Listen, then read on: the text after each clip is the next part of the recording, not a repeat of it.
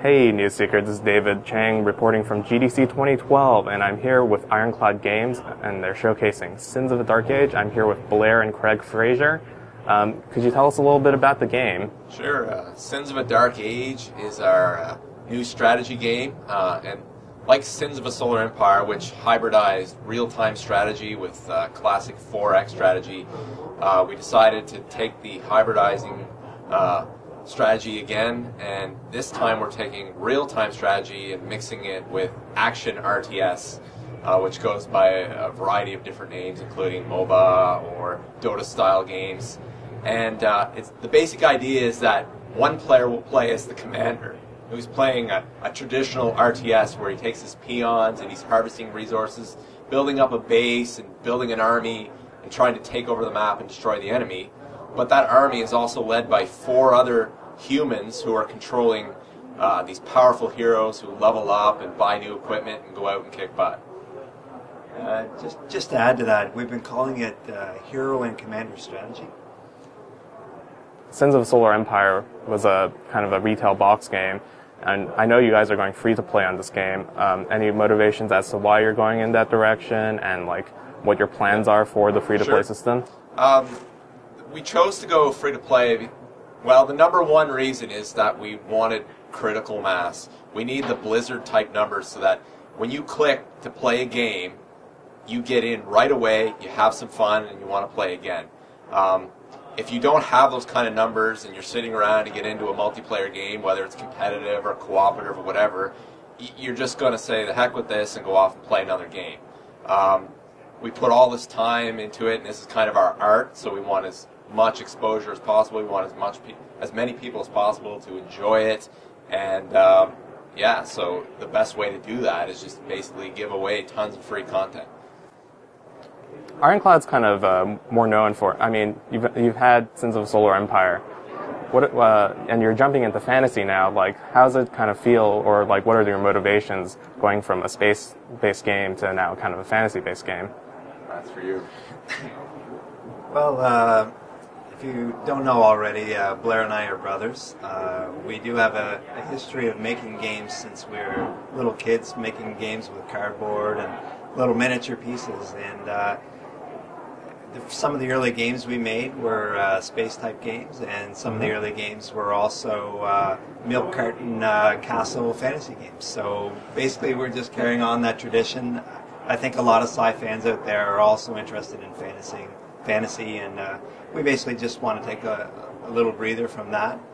We still are making the expansions for Sins, but we're going to take a little breather and get into a new space. But there's still more Sins of a Solar Empire to come. And we know that you have a new expansion coming out for that game, Rebellion. And also kind of the MOBA, kind of the direction you're going from like a 4X scale, like large scale strategy game down to a MOBA, or, well, I guess it's not really a MOBA, but like a commander and strategy, as you were saying, style of play. Can you tell us a little bit about the motivations of going in that direction as well? It really came down to a lot of experimenting we did after Sins of a Solar Empire. We knew we wanted to make our fantasy game, and so we tried a lot of different things. Like the first iteration was probably Sins of a Solar Empire turned into a fantasy game. So it was very large scale, very large armies and all that sort of stuff. It just didn't play out very well, and so it constantly evolved, and it was influenced by some of the other games that were coming out. And, you know, by the end of it, we're just like, wow, this is really cool, where we take these, what were originally just commander-controlled hero units. Imagine if a human was controlling that.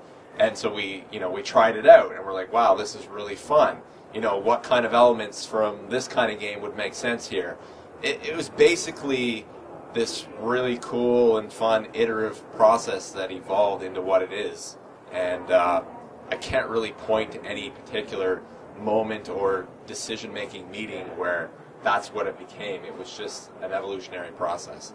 So it kind of grew out of from experimentation, just trying to figure out like what your next thing after Sins of the Solar Empire would be. We basically created 2 games at different points in time, and then we sort of merged them together and came up with this kind of hybrid game that we thought was better than anything else in either space.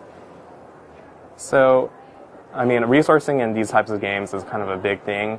Can you tell us a little bit about how you plan on managing that with having both a hero class and a commander's traditional strategy class? Resourcing, like in how you acquire resources to get new stuff? Yes.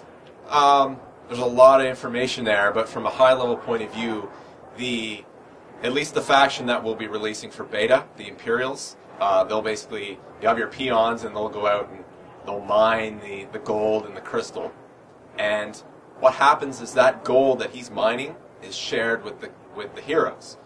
However, the heroes are also out creeping or doing certain actions. I won't go into the details. So they're either killing creeps or killing other heroes or enemy commander units, and he gets gold for that. And the commander gets a share of that. So they both cooperate to provide you with your basic resources. Awesome. I'd like to add just something about that. One of the concerns in this genre is that when heroes get the last hit on an enemy hero before they get killed, they're going to get full credit for that. But we have a complex algorithm that actually gives credit to anybody who contributed to that kill. It just makes it a little bit more engaging for the team. We really want to focus on the team playing together and getting equal credit for equal effort. So basically no crazy rushes for that last hit or no. Just a random hero shambling in through the woods and then like... It's all about cooperation. There's no way to basically... There's no way to basically screw up your own team. Well, I'm sure people will find ways, but if the beta reveals that, we're going to quickly change it. But from the ground up, we've tried to work that out or get rid of it as soon as possible. Gotcha. And one last thing is, so being free to play microtransactions, what's your plan on that? And if you're at liberty of popular topic. Yeah, definitely. Won't get into the full details, but the number one message that we want to get across is that we're not selling power. There's no way to spend money to get an advantage. All the heroes are, well, hopefully through the beta, they'll be all perfectly balanced so that if you have access to a certain hero, it doesn't mean you're overpowered against someone who doesn't have that hero. Heroes will be available in a rotation. You can always earn virtual currency to buy anything that affects gameplay. So what affects gameplay? Heroes, commanders, and factions. You can get all of those for free, or you can buy them, if you always want to play as that. The only thing that we're selling that you can't get in any other way is aesthetic. So that would be like specific army skins or specific skins for heroes, that sort of stuff. And, we're just trusting that people will look at how much content they can play with for free and that they're willing to help support us to continue to develop new content by, maybe buying some cool-looking skins or what. So when is your expected release schedule or on content or on a beta, hopefully? Beta will be this summer, and in terms of release, it'll be done when it's done. Hopefully the beta will, help give us some guidelines on that, and we'll get some great feedback from everyone, just like with Sins of a Solar Empire, helped create a great product, and we'll do the same with this one. We're playing the game every Wednesday, and we just can't wait to let this out, and you guys can get in on the fun. Thanks so much, guys. Thank you very much. Thanks a lot.